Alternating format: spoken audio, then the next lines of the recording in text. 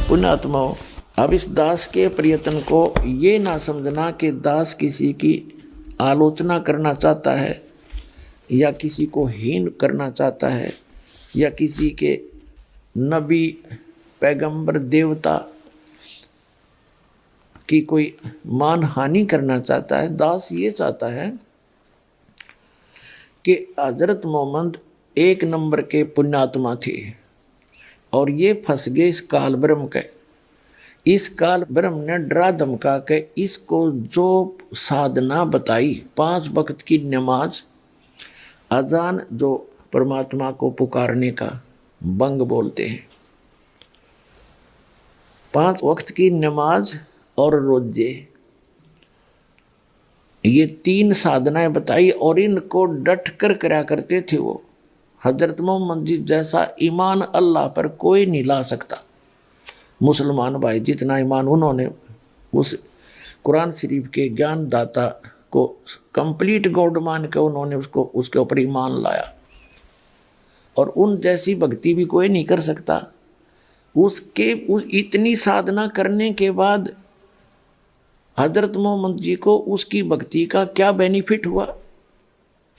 एक तरफ तो कुरान शरीफ में कहा है कि वो अल्लाह ताला, अल्लाह अकबर बड़ा मेहरबान है, बड़ा दयालु है, रहमत करता है, पापों को नाश करता है। वो बिल्कुल सही बोला है, वो तो सही है, वो तो ऐसा ही है। लेकिन हजरत मोहम्मद जी को उनकी रहमत नहीं मिली, उनका लाभ नहीं मिला। उसका कारण क्या रहा कि उस अल्लाह अकबर की way of worship, method of worship, पूजा का मार्ग, पूजा की विधि नहीं है। सूरत फुरकानी 25 आयत नंबर 52 से 59 में स्पष्ट कर दिया कुरान शरीफ के ज्ञानदाता ने कि वो अल्लाह अकबर तो वो है जिसने 6 दिन में सृष्टि रची, 7वें दिन तख्त पर जा बैठे, वो है क्रिएटर। और उसकी खबर कुरान शरीफ का ज्ञानदाता नहीं जानता, वो कुरान शरीफ में नहीं है जो ज्ञान उसने बताया हजरत मोहम्मद को जबरील देवता के माध्यम से।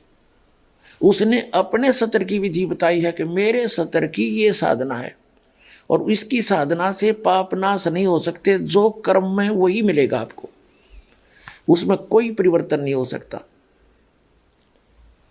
और यही गीता ज्ञानदाता 8वें अध्याय के 13वें श्लोक में कहता है कि मेरा जो मंत्र है ओम इति एकाक्षरम ब्रह्म व्यवहारण माम अनुस्मरण ये प्रयाति तजन देहम सयाति परमाम गतिम, कि मेरे सतर का, मेरी पूजा का केवल एक ओम अक्षर है, नथिंग एल्स। इसका अंतिम सांस तक जो भक्ति करता हुआ शरीर छोड़कर जाएगा वो ब्रह्म से मिलने वाली परम गति प्राप्त होगी। और ब्रह्म से मिलने वाली परम गति कौन सी है? ब्रह्मलोक।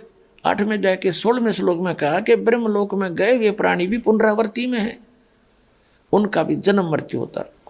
फिर गीता ज्ञानदाता ने 8वें अध्याय के 5 और 7 में तो अपने विषय की साधना बताई कि मेरी भक्ति करेगा मुझे ही प्राप्त होगा, ब्रह्मलोक में आ जाएगा, लेकिन जन्म मृत्यु तेरी भी रहेगी मेरी भी रहेगी, मोक्ष नहीं हो सकता। और जैसा कर्म करेगा वैसा फल भी मिलता रहेगा।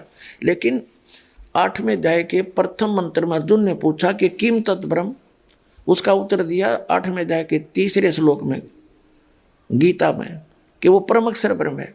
तो 8वें अध्याय के 5 से 7 तक तो अपनी विधि बताता गीता ज्ञानदाता, और उसके विषय में इसने बता दिया जन्म मृत्यु तेरी भी रहेगी मेरी भी रहेगी, यहाँ शांति हो नहीं सकती, युद्ध तो करना ही पड़ेगा।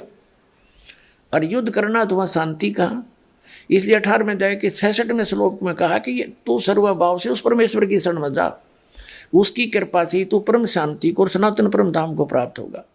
मेरी शरण में रहेगा तो शांति नहीं हो सकती। यहाँ तो आपने दुख है भाग में तो दुख भी भोगने पड़ेंगे, और सुख है तो तेरे भाग का सुख भी मिलेगा। उसके लिए ऑप्शन छोड़ दिया है कि तत्वदर्शी संतों को पूछ, मैं नहीं जानता उसकी भक्ति विधि। 17वें अध्याय के 23वें श्लोक में गीता ज्ञानदाता ने उस परम अक्षर ब्रह्म सच्चिदानंद घन ब्रह्म, ब्रह्म ने माने सच्चिदानंद घन ब्रह्म की भक्ति का संकेत किया है कि उसके 3 मंत्र का जाप है। ओम तो सार्वजनिक कर दिया, वो तो उसका है ही, और तत् और सत वो सांकेतिक छोड़ दिए, उसको तत्वदर्शी संत बताएगा। तो वो दोनों कोड वर्ड जो हैं वो दास के पास है, वो कंप्लीट कोर्स है। तो उसकी भक्ति 8वें अध्याय के 8, 9, 10 श्लोक में बताया कि सच्चिदानंद घन ब्रह्म की भक्ति करेगा तो उसको प्राप्त होगा। 8वें अध्याय के 5 और 7 में कहा कि मेरी भक्ति करेगा तो मुझे प्राप्त होगा। ब्रह्म की साधना करने वाला ब्रह्मलोक में जाएगा। गीता अध्याय नंबर 8 के श्लोक नंबर 16 में स्पष्ट कर दिया है कि ब्रह्मलोक पर्यंत सभी पुनरावृत्ति के अंदर है। तो उसने स्पष्ट कर दिया है कि उस पूर्ण परमात्मा की साधना से मैं परिचित नहीं हूँ और मेरी भक्ति करेगा तो ऐसे ही कष्ट भी होंगे, तेरे भाग में सुख है तो सुख भी होगा, तो ये दोनों मिलते रहेंगे। और परम शांति चाहिए तो तुझे सब पापों का नाश चाहिए तो परम अक्षर ब्रह्म की शरण में चला जा। उसके लिए तत्वदर्शी संत की खोज कर ले। तो वो तत्वदर्शी संत ये दास रामपाल दास सतलोक आश्रम पर वाला जिला है, हिसार हरियाणा में भारत के अंदर है।